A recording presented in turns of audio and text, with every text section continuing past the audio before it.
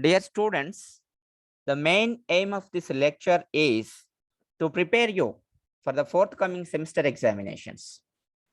Today we are going to learn gradient of a scalar field, expression for it, and physical significance of gradient. This may be asked in your examination as an essay or as a short bit. The question may be, define gradient of a scalar field and derive an expression for it, write its physical significance. If it is asked for a short bit, the question may be, define gradient of a scalar field and write its physical significance. Define gradient of a scalar field and write its physical significance. This is the short bit. So there is a possibility of asking this in your examination as an essay, scalar field.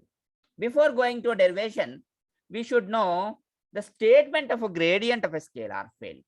Gradient of a scalar field is defined as the maximum rate of change of field, the maximum rate of change of scalar field at a particular point in normal direction.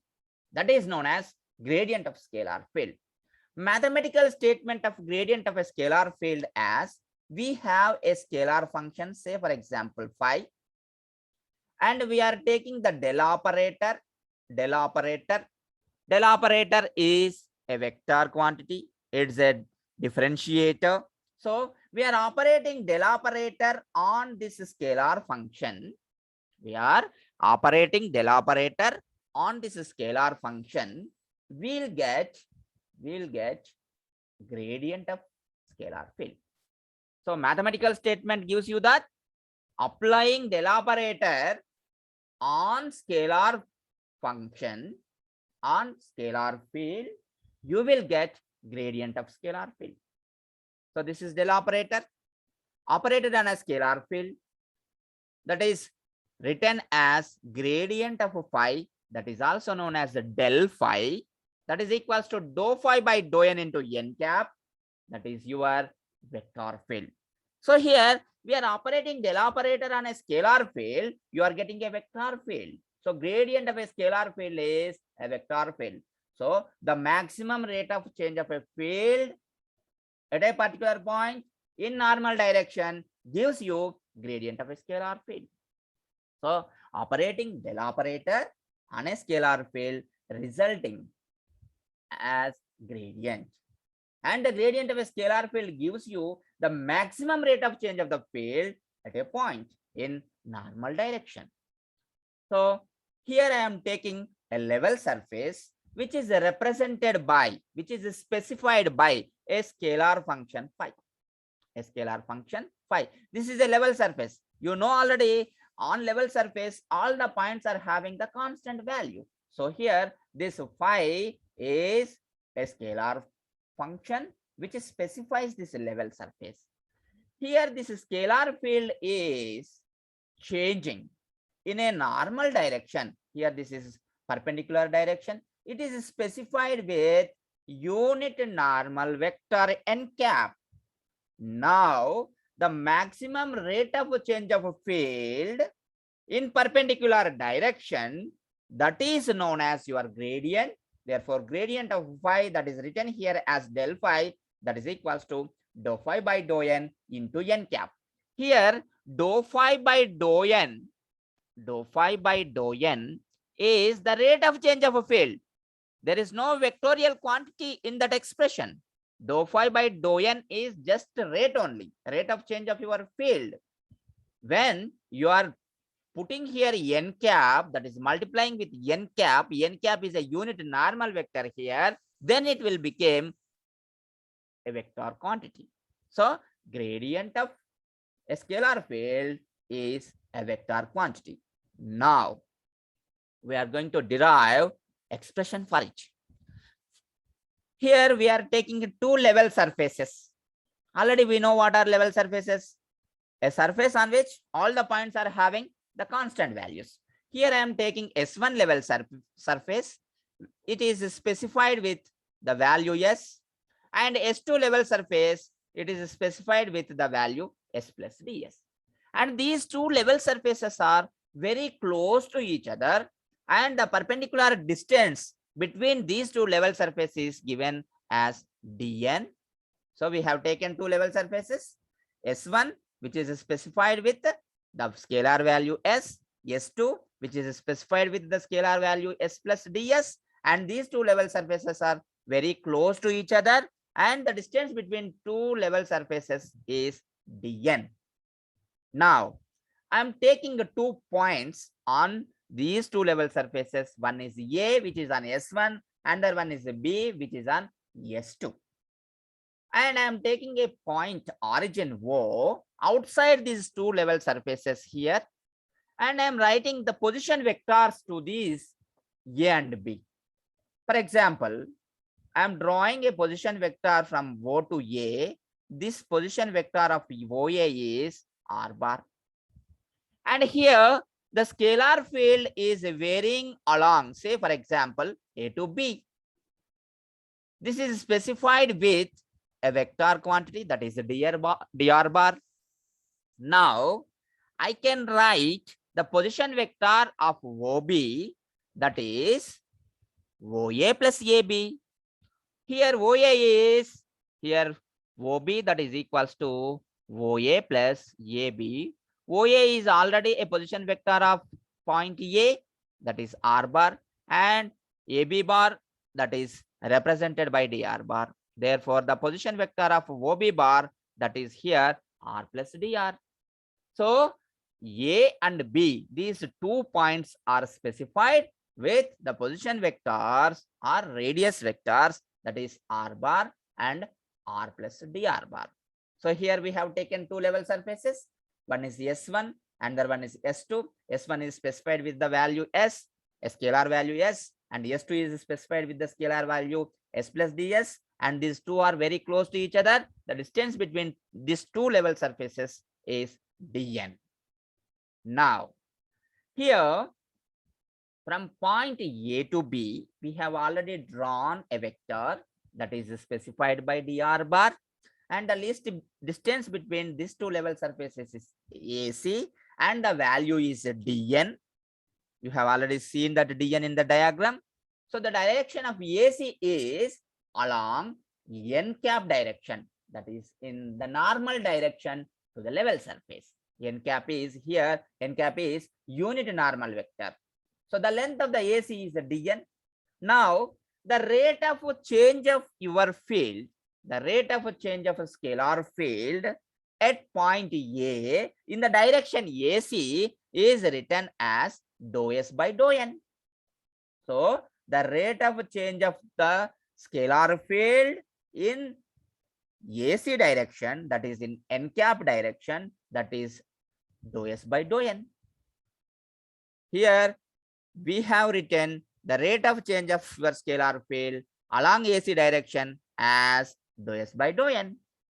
But according to the statement of gradient of a scalar field, dou S by dou n into n cap, which is nothing but the maximum rate of change of your scalar field at point A along the direction of AC. This is the definition of a gradient. Therefore, the gradient is written as gradient of your scalar field, gradient of S, that is equals to dou S by dou n is the rate of change of your scalar field. Dou S by dou n is the rate of change of your scalar field in a perpendicular direction. Here we are assigning a direction here, multiplying with n cap. Therefore, dou S by dou n into n cap, that is written as gradient of S, that is equals to dou S by dou n into n cap. Say this as equation 3. Therefore, the gradient of a scalar field here is a vector, because here we are assigning the direction with n cap. You see in the equation 3, we are assigning n cap here with the rate of change of your field. Therefore, this is a vector. So I am taking that equation 3 and doing dot product with the dr bar. Doing dot product with the dr bar both sides. So gradient of S dot dr bar, that is equals to dou S by dou n into n cap dot dr bar. So I am taking equation 3 and making dot product both sides with the dr bar. Therefore, gradient S dot dr bar, that is equals to dou S by dou n into n cap dot dr bar. So here I am performing dot product in between n cap and dr bar as the magnitude of n cap into magnitude of dr bar into the angle between n cap and dr bar of cos theta. So here the theta is the angle between n cap and dr bar.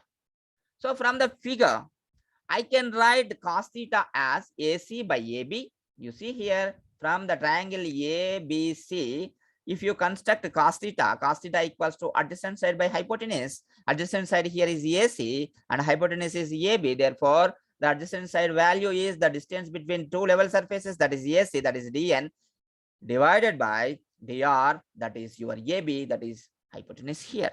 So dr cos theta here, n cap dot dr bar equals to dr cos theta, because the magnitude of n cap is a unit normal vector whose magnitude is 1. Therefore, the magnitude of n cap is 1 into dr bar magnitude is written as dr into cos theta. So dr cos theta we got here as the dot product of n cap and dr bar. So here n cap dot dr bar is written as dr cos theta and dr cos theta is written as dn, because here we have constructed cos theta there. Cos theta equals to dn by dr. Therefore, dn is equals to dr into cos theta. So I am substituting the value dr cos theta as dn from the figure. Therefore, gradient of s dot dr bar, that is equals to ds. We have written this as equation 4. So in this figure, we have seen cos theta and taking that equation 3 and doing dot product to both sides with the dr bar, and in right hand side dou s by dou n into n cap dot dr bar. N cap dot dr bar is equals to magnitude of n cap into magnitude of dr bar into cos theta. Here the theta is the angle between n cap and dr bar. But you know that the magnitude of n cap is 1 and the magnitude of dr bar is written as a dr. Therefore, n cap dot dr bar equals to dr cos theta. From the figure, we have written cos theta is equals to adjacent side by hypotenuse. Here the adjacent side is AC and the hypotenuse is AB. Therefore, AC is equals to dn, AB equals to dr. So I can write here dn, that is equals to dn, that is equals to dr into cos theta. Taking this value and substituting here, dr cos theta is written as dn. Therefore, gradient of s dot dr bar, that is equals to ds. Say this as equation 4. Why ds? Here this dn and dou n, these two are same. Therefore, those two will be cancelled. Therefore, gradient of s dot dr equals to ds. So we got equation 4. But we know the Cartesian coordinate system, and here we have taken the scalar function. This is a function of position coordinates. S, that is equals to s of x comma y comma z. We can write ds as ds, that is equals to dou s by dou x, rate of change of field along x-axis into dx, plus rate of change of field along y-axis into dy, plus rate of change of field along z-axis into dz. This is your ds here. So I am just applying some mathematical analogy here by doing a dot product in between these two quantities. You see here, I cap dou s by dou x plus j cap dou s by dou y plus k cap dou s by dou z dot I cap dx plus j cap dy plus k cap dz. Just I am writing this ds as the dot product of these two quantities. Just you perform dot product here. I cap dot I cap, that is 1, dou s by dou x into dx. You got the first term here. Plus I cap dot j cap, that is a 0. The dot product of two perpendicular vectors, that is a 0. I cap dot k cap, that is also 0. So there is no need to write those terms. And next we go for second term, j cap dou s by dou y dot j cap dy.